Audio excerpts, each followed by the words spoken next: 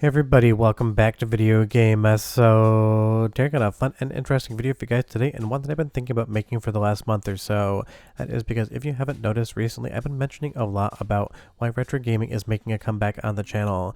And I don't say those terms for no reason whatsoever. It is because I see all of the comments coming through from different people talking about what they're excited about in gaming right now. And I would say, even though obviously my audience is going to skew towards retro, it is absolutely overwhelming just people getting excited about all the retro developments, whether they're decomps, recomps, PC ports, ROM hacks, or new games that have a retro aesthetic.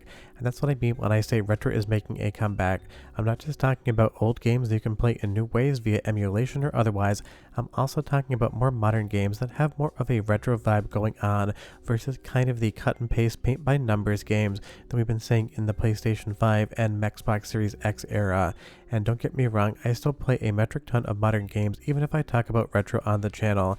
If you haven't seen my room tour, I have every single new console out there, and I definitely pick up games to see what's going on. But recently there's just been a raft of games that don't really feel like anyone understands what it is that people actually want to play. And don't think that I am saying that games need to be a certain thing. I am 100% accepting of people going out and making whatever type of game it is they want. I'm just saying that the overall sameness of a lot of games, kind of trying to capitalize on the success of other games, is getting a little bit old at this point in time, because there have been a raft of absolute failures when it comes to gaming recently, Concord probably being the #1 leading contender for how did that game only last 2 weeks out there. But when you think about it, it's very simple as to why this game basically barely even existed before Sony pulled the plug. You played this thing in like 3 or 4 or 5 other iterations. Sure, a competitive online multiplayer first-person shooter sounds good on paper, and if they hit and succeed, the amount of revenue you can make off them almost feels infinite, and that's why I'm sure people keep trying to make games in this genre. But that's also why you keep seeing games in that genre absolutely fail and end up disappearing barely before they even had a chance to live. It is oversaturated, and honestly, games have already perfected that formula, so trying to capture lightning in a bottle a second time as a new developer or a different developer, you can just clearly tell it generally doesn't work. And because new consoles are so expensive and Sony just recently upped the price, getting a PlayStation 5 Pro to $900, which is insane, any day of the week and twice on Sundays, you totally see why people are just kind of falling out of love with the current generation of game consoles and the games they're putting on them. And the reality is, in a secondary form, a lot of new games, depending on what genre you're in, absolutely just tutorialize the ever-loving hell out of everything, and you feel like you have to spend an hour, hour and a half just getting into the game before you're quote-unquote allowed to have fun. Versus something like retro, you can jump into a game, have a full experience in like an hour, and then get up and do something different. Because we can't pretend that as we get older, our responsibilities don't grow, and unfortunately our time to actually game shrinks ever so slightly every single year until we realize we barely have time to sit down anymore and play a game. Putting something like Daytona 2001 on Dreamcast, whether it's real hardware or in Flycast emulation, you can get a full helping of video game fun in like half an hour. Or take something like the recent Street Fighter 3 Alpha 3 recomp, playing this on PC, you can get a dozen, 2 dozen matches in against a CPU or with friends in less time than it takes your average PlayStation 5 or Xbox Series X game to download the absolutely massive day 1 update that you need to even be able to play the damn game in the first place.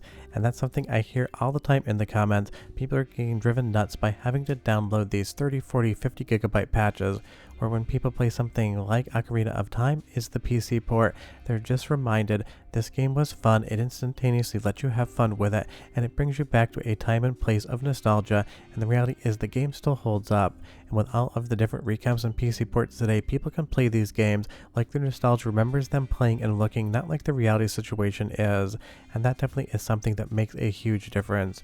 So people out there right now are looking for those good modern gaming experiences, and unfortunately, search as they might, they're just not finding them. Listen to this and I'll explain some more. Clear the way. Time to show them the big guns. That's me. This crew will go anywhere. Take any job. Face any enemy.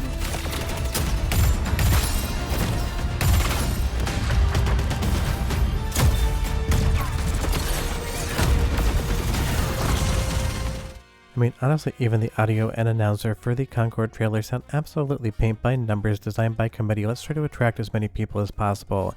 If you want a really good first-person shooter online that's competitive, Unreal 2004 is here for you, and Epic actually let developers go in and make a new PC port with a lot of quality of life improvements, and I made a video on it and just ran out of time to actually air it. This reality is there's so much stuff going on right now. I make some things and then don't even find time to show them to you. So if you're interested in me uploading some of those lost videos to Patreon, leave me a comment down below. Just a curiosity of mine.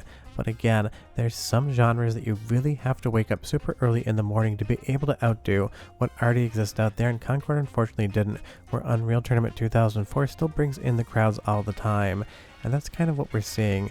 I feel personally like right now there is this quest to spend a metric shit ton of money on game development and then try to get an even bigger shit ton of money in return.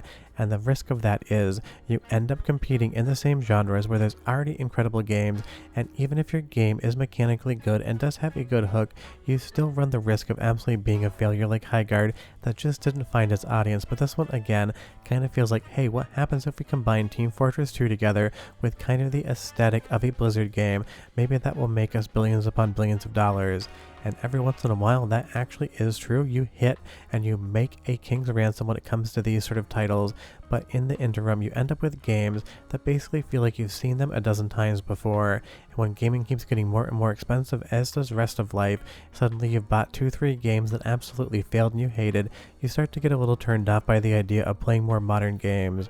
But then you go back to something like a retro game, even Quake 3, recently made to run in a browser even on phones, and you get that warm nostalgic feeling of, I loved this game back in the day, I still love it now, and it cost me $0 to play it because it is basically open source, and I don't even really have to think about anything other than sitting down and having fun.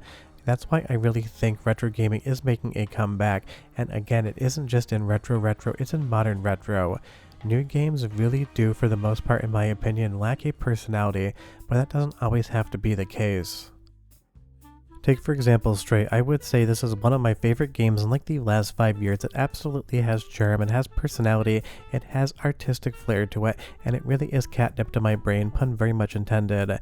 And as a non-pun, this was published by Annapurna Interactive, and obviously that is the game development publishing arm of the film studio. And the thing is, this game still profited to the tune, at least if you believe Google, to $112 million. What happened to the games that cost $20-25 million to make and made $100 million in profit? Trust me, I would love to have an extra $70 million. I haven't even found my first million yet. But this is what I always talk about when I talk about gaming, and I totally get that this is something about me personally. I'm sure if you watch the channel you know, but I've been an active filmmaker for 22 years, specializing in direction, editing, and cinematography, and I have multiple degrees in that actual profession. Additionally, I have been a college professor of film and television, and I always talk to my students about having a creative voice. Make something that you want the world to see, make something that the world hasn't seen yet. But unfortunately, modern gaming, especially on the console side of things, has this summer blockbuster mentality. They want to make that summer hit and make billions of dollars.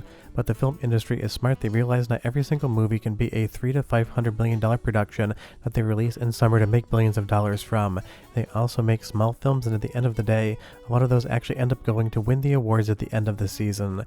And something like Wadham here definitely didn't succeed from the creator of Katamari, but you can at least say this game has a personality, it has charm, and this is infinitely more entertaining than the most recent paint-by-numbers game that failed on PlayStation 5. But go ahead and listen to the soundtrack so you can understand what I mean by creative, and I'll be right back with just a little bit more.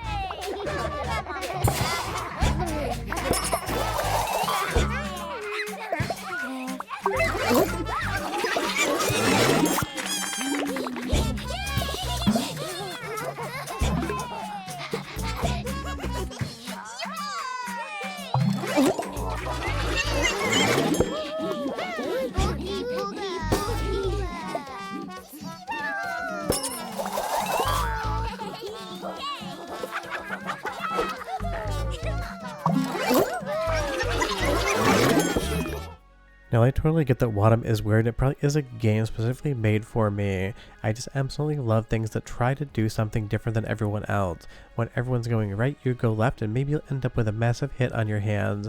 And in the PlayStation 1, 2, and even 3 era, games just used to be more experimental, and I would love to see more of that. Because even if you think of something like PlayStation 2, some of its best games, Ico and Shadow of the Colossus, were definitely a lot different than any other game out there back in the day. Or stuff like From Software, sure, a lot of their games basically have the same mechanic, but no one was really doing that mechanic when they came up with kind of the Soulsborne genre. So it's one of those things, it hits, but when you see other people trying to do it, it definitely comes with mixed success.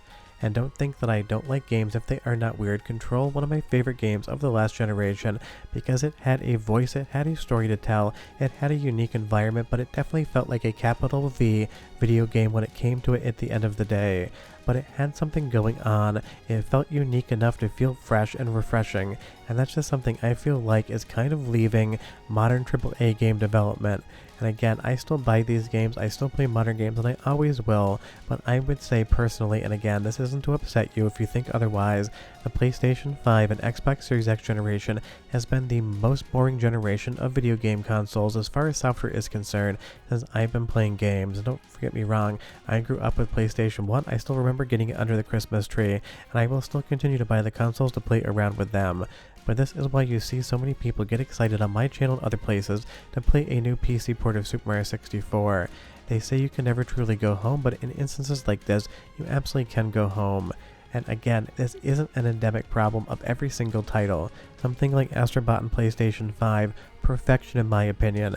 It didn't have too many tutorials, it didn't fight you for your fun, it had a cute, colorful, charming gameplay loop to it, and it absolutely felt like you were playing the modern version of a retro 3D platformer on N64, PlayStation 1, or even Sega Saturn, and that's why it succeeds. But there will always be something tangible about playing retro games on retro hardware. I think that's why a lot of us still obviously spend a lot of time playing them, and in my instance talking about them on YouTube.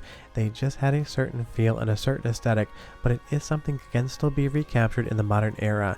We just need to again get away from trying to have 10 games released in a year that all feel like they're 80% of the same thing. I just want things to actually be different, unique, and otherwise varied. And the other reason why retro is making a comeback, in small part at least, you end up with situations now where a lot of games, at least some of the smaller ones, don't ever even get a physical release. We like collecting our media, we like looking through it, we like going over manuals even though those are basically dead and gone for years now. But the reality of the situation is owning physical media means you own the game forever, at least in the retro aesthetic. Obviously with PlayStation 5 and Xbox Series X discs and even Nintendo Switch and Switch 2 cartridges, most of the game isn't on that disc or media anymore. But this is why people keep turning back to retro and why retro gaming is making a comeback. Because it used to be on any given console, you'd have 15, 20, 25 best game of all time candidates coming out of it. Now in the modern era, that number has definitely been watered down. So when people don't really feel like modern game is hitting for them, they go back to retro, pick up some of their favorite games, or try to find new games in that retro aesthetic that they never played back in the day and play those instead, because it just gives them the fun they're looking for out of gaming. Because the right situation is none of us need to play video games, all we need is shelter, water, and food, and everything else is icing on the cake. When you're spending time for a hobby, you look for the things that make you feel happy, and unfortunately, at least in this modern era, I really feel like gamers are looking and looking and looking and just not finding what they want. But we'll continue to look, and hopefully the game industry figures it out. Bye bye.